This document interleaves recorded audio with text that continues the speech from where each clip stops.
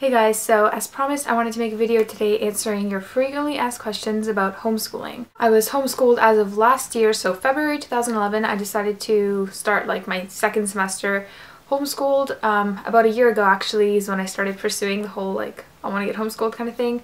And little did I know that I'd graduate early and not even have to be in school a year later. My family's not into homeschooling.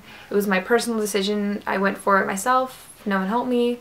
And I just wanted to help you guys out, maybe give you some suggestions, because when I was trying to do the whole homeschooling thing, there was no online help really. I mean, there's some videos, but one more video is not a bad thing, right? So the first question I have here is, are you glad that you were homeschooled, and do you feel that homeschooling was more beneficial to you than if you would have been learning in a classroom?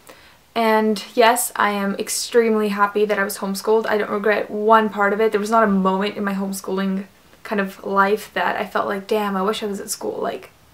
Not a single second. People are like, aren't you gonna miss your friends? Aren't you gonna miss this about school? I'm like, no, not really. So yeah, because homeschooling is kind of a big decision, I think if you're already so interested in homeschooling, then I don't think you're gonna regret it, because it's kind of one of those things that's if you're even thinking about homeschooling, you probably don't like school that much anyway, so you're probably not gonna regret it. For the second question, do I feel like it was more beneficial to me than learning in a classroom? Personally, I don't think so. That's the one thing I will admit, is that it's kind of a win-lose situation, because sometimes I think the best part of school personally was the teachers, because sometimes you get those teachers that are a pain in the ass, you hate them, they hate you, but sometimes you get those teachers that are just, they enlighten you. Every single day you feel like you're learning something from them, because they're actually very intelligent people. And that's the one thing you miss out, obviously, when you're doing homeschooling. At school, they'd share the news with you, and they'd share all these different kind of facts and whatever. Because, for example, I took a philosophy course, and I did learn a lot about philosophy through reading my books online and reading the actual textbooks that they sent me. I did obviously learn a lot, but I feel like I would have learned at least 10 times more things, and my brain would have soaked up more information had I learned it in school and had a teacher and had discussions in the classroom, That would have made the class a lot more interesting. So that's the one thing I think is the actual downside of homeschooling. So the next question is, how was it teaching myself? How did I do it? Basically, depending on the course, sometimes they would send me kind of textbooks, and I would have to read this and this from the textbook, and same thing at school. At school, I remember they'd be okay, kids, read pages 165 in your textbook, and you'd all sit there like idiots in your desks, reading the textbook. It's no different really when you're homeschooled. And you get assignment sheets at school. Well, you get assignment sheets here. It's kind of nothing's really different. And the thing is, at homeschooling, all homeschooling programs offer a kind of thing where you can call a teacher or talk to a teacher, email a teacher if you have any questions at all. I actually didn't do that, because whenever I had a question, I would just Google it, and then my answers would be online. So, I mean, I would do that when I was in school too, especially for math and science. You can YouTube a lot of math instructions, and most of the time they answer the questions better than your teacher would. So, teaching myself was not difficult. I kind of did that already when I was at school. I didn't really rely on my teachers, because a lot of my teachers weren't that great in the first place. The next question is, do I think it's easier than going to public school? And the thing is, it's harder and easier at the same time, so I guess it kind of evens out. It's very different, and I find that it's very different to compare it. The difficulty, I think, is of the same level. If you're taking AP courses or university level courses, it's kind of the exact same thing. It's a lot different though, because at school you'd be watching movies. When you're homeschooled for English, for example, you have to write so many essays. It's because that's all you can do, right? That's all you can do to prove that you're educated in English. So, and yeah, that's all I have to say.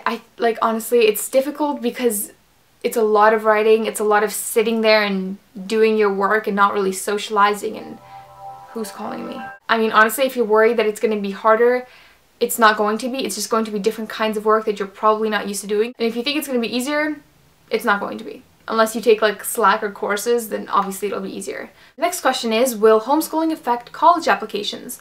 And I can't answer this question with 100% certainty, but I can tell you what I do know. Here in Ontario, Canada, you get what's called a transcript. It says all of your courses that you took and the grade that you got. That's the thing. When you get your transcript, it doesn't matter what school you went to, public school, private school, homeschooling, because you're still in this province and you're getting a legal education. So you get the file, and it doesn't say what school you went to. It doesn't say if you were homeschooled. It just says your course and your grade, right? So I mean, colleges essentially will not be able to tell if you were homeschooled, at least in Ontario, from what I know. It just makes no sense to me, this question, because if you're taking the exact same courses that you were in public school and you get like 90% or 95%, which is what I was getting like 97% in like all of my classes. Why would they care? If you have a good grade and you obviously can succeed and handle the intellectual, I don't know, material, then why would they care if you were homeschooled? Like, it makes no sense to me, because there's different situations that children have no choice but to be homeschooled, so why would they ridicule somebody because of that? The next question is, how does one go about starting the whole homeschooling system? Like, how does one enroll in homeschooling? That, I have to say, is dependent on where you live, of course. The first thing you should do is Google your state, and then homeschooling after it. And I'm pretty sure there will be like a billion, trillion, gazillion different, you know, sites that offer homeschooling, and they should all probably tell you how to start enrolling into it. If you live in Canada, in Ontario, then I was with the ILC program. And okay, the first thing I will say that I do not recommend you do, if you're currently in public school and you're trying to get into homeschooling, if you're interested into it, do not go to your guidance counselor, you know, the people at your school, talk to them about it. No, just don't do it, okay? Because the countless amounts of people that I've talked to about homeschooling that, you know, have wanted to do it, they're like, yeah, I went to my guidance counselor and they tried to talk me out of it. The guidance counselors, every single one of them, at least from my experience, has been so incredibly unsupportive about it. My guidance counselor tried to make it seem like it was impossible for me to get homeschooled. She was like telling me like, yeah, that kid gets to get homeschooled because of that. Like, they're in that circumstance. Like, why are you trying to get into it? Like, you can't do it because you're like, you know, normal, like your high school attendance is perfect. I even talked to my vice principal about it, and they're like, oh yeah, so why do you want to get homeschooled? Oh, you're into acting. Oh, okay. Like, they're just like interviewing me. If you're in Ontario, just Google the ILC program. You're supposed to, basically what you're supposed to do is send a form to your school board and ask them if you can get homeschooled, and they will not reject you. Trust me, I was worried about that too. I was like, what if they don't accept me? What if they're like, no, you can't get homeschooled? Like, they won't. They trust me. In a couple of weeks, they sent me a form and they're like, yeah, you're accepted, whatever. Then you take that acceptance form and you take that acceptance form to the homeschooling provider. And then, like, they get you enrolled and whatever. And the last question I have is, did you go to school for tests? Like, how did the whole examination process go? And yes, of course, because you're homeschooled, you don't really write any tests or quizzes or whatever. You have to write a final exam for every course, no matter how stupid the course I took was.